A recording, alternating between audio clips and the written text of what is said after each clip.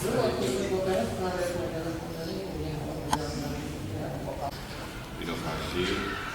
terbagi dua kalau di Kota Bandung. Yang pertama adalah memperbaiki sistem yang ada menjadi lebih baik. Kedua, menciptakan hal baru dari yang tidak ada. Dalam waktu 1 tahun untuk punya minimal 2 inovasi. Karena di Bandung ini ada sekitar 30-an SKPD. Minimal saya memanen inovasi per tahun. Inovasi juga berkaitan dengan kalau itu ke dalam ya. Yang inovasi kedua itu filosofinya adalah apa yang ada di benak warga itu yang kita inovasikan. Karena warga ingin tidak ada pungli, maka kita berinovasi dari mana? Karena warga inginnya layanan. Di Disdukcapil kita tahun ini membeli 151 motor. Tujuannya untuk mengantarkan dokumen kependudukan. Jadi warga Bandung tidak usah datang ke kantor, cukup kantor yang datang ke warga Bandung. Itu kan sederhana. Tantangan terberat sekarang itu adalah inovasi pembiayaan pembangunan. Di Bappenas 100 tahun itu kan wali kota. Jadi selama ini kita itu membiayai 100% dari dana sendiri. Itu nggak akan sampai. Contoh kita butuh 30 flyover. Keuangannya kami hanya sanggup membangun 2 flyover per tahun. Jadi artinya dengan pola konvensional butuh 15 tahun baru semua flyover beres. Jadi terlalu lambat untuk sebuah perubahan. Sehingga inovasi public private partnership itu adalah sebuah aspirasi yang uniform. Sampai kapan Indonesia masih kalah dengan negeri kecuali pemerintah melihat PPP ini sebagai sebuah cara yang harus menjadi kewajiban inovasi di masa depan. Hanya dengan itu kita bisa bergerak. Nah, yang jadi kendala adalah peraturan sendiri. Contoh untuk PPP ini idealnya kami punya BUMD ya, punya BUMD yang bisa B2B lah. Sekarang saya bikin BUMD di peraturan Undang-Undang 32 ini menyatakan harus membuka yang kadang-kadang mau terlambat ya prosedural waktu dari sana sini. Nah, sekarang saya mau lari terhambat hanya gara-gara ada tulisan di undang-undang ini untuk urusan BUMD dan lain-lain menunggu peraturan pemerintah. Ya, jadi dalam kritikan saya ada 2. Pertama, pemerintah pusat ini seringkali menjadikan kami ini sebagai objek saja pada drafting undang-undang.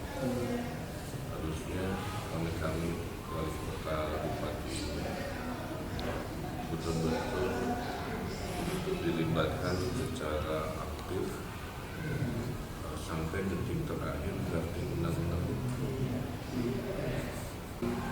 Kedua, ada undang-undang desa. Desa dikasih 1 miliar. Kelurahan kenapa nggak dikasih? Sama ini. Rasanya orang miskin di desa dengan orang miskin di kota lebih miskin di kota.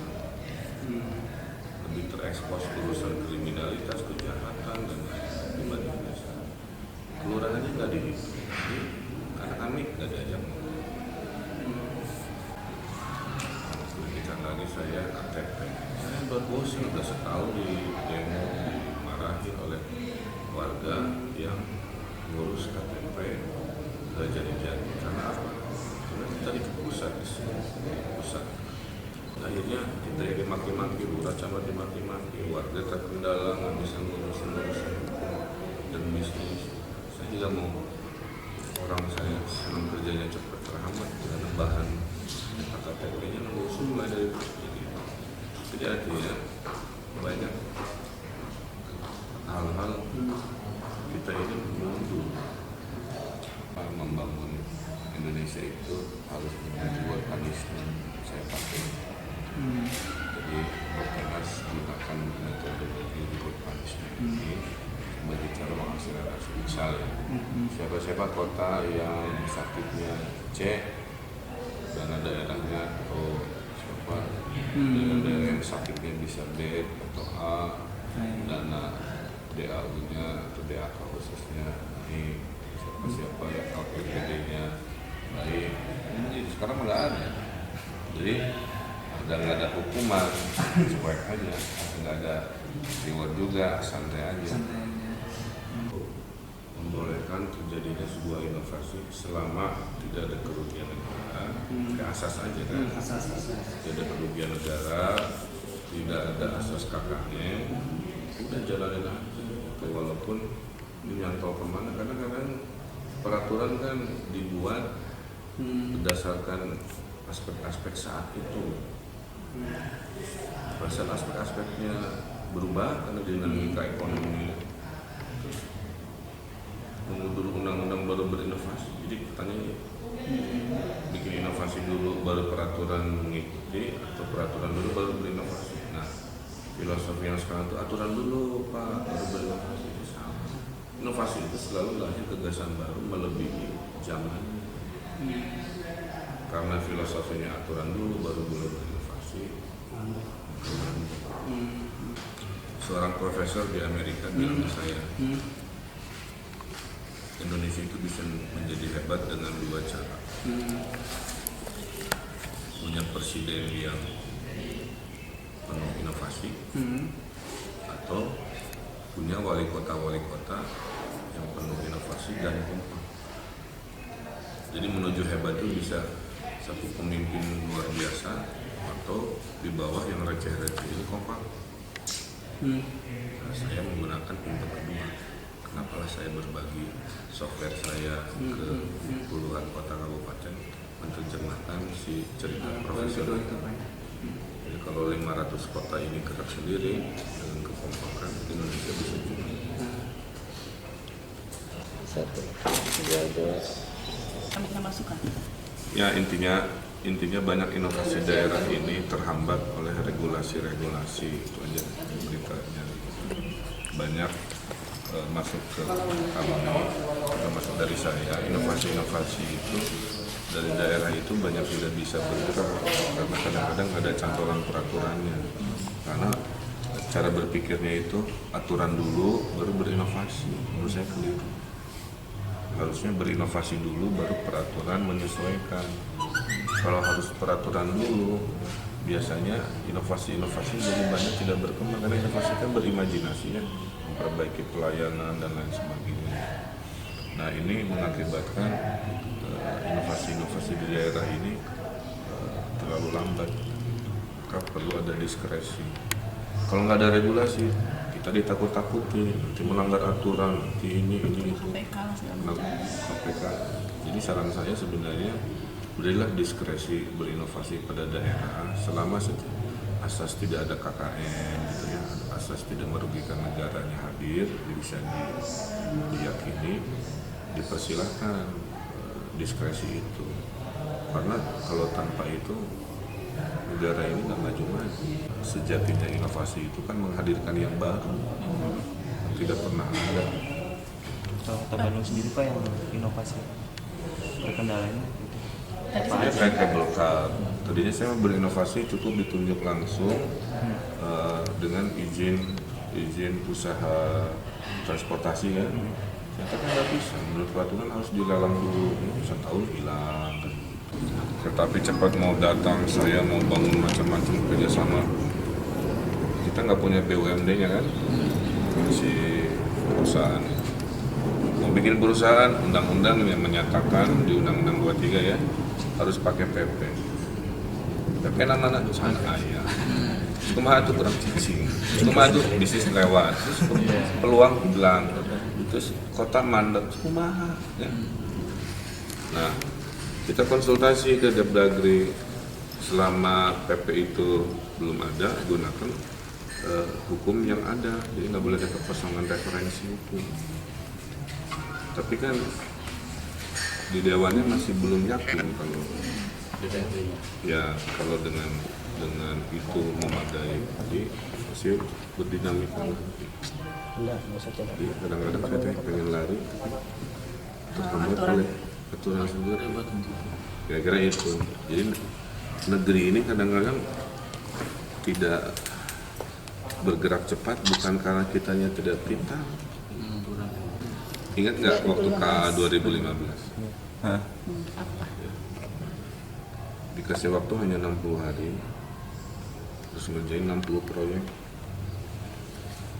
Terdiri dari event. Sangkuriang banget.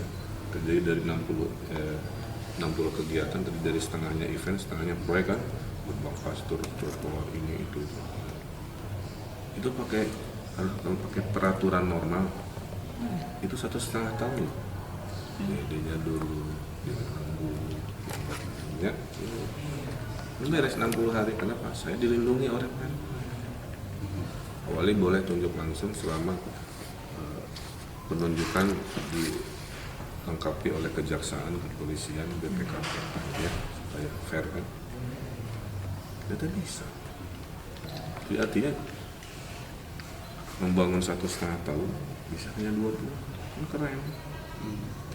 Jadi kesimpulannya apa? Yang membuat kita lelet itu peraturan sendiri. Prosedur seperti itu bisa diterapkan dalam proyek-proyek sekarang? Nggak bisa, harus spesial.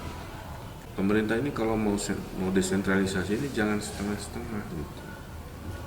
Satu. Kedua, kalau ada perubahan peraturan, kita tuh diajak ngobrol sampai detik terakhir draftingnya, jangan di awal-awal. Apa yang terjadi? Kan buktinya Bu Risma nggak gugat ke MK. Kenapa? Karena kami wali kota nggak pernah diajak ngobrol, urusan SMA pindah ke provinsi. Tahu-tahu pemberitahuan aja, oh wali SMA pindah ke provinsi. Bukannya makin riweh dengan generalis kan, kita kan lebih detail, tiba-tiba ditarik ngurus 27 kota, SDM ngawasinya kan. Kalau kita makan jangan gitu kan, KTP kan kita di demo-demo oleh warga. Wali KTP 2 bulan, 6 bulan, kami mau urusan bisnis. Kalau kita punya ngedraft sendiri, nyetak sendiri kan gampang ya. Tuh.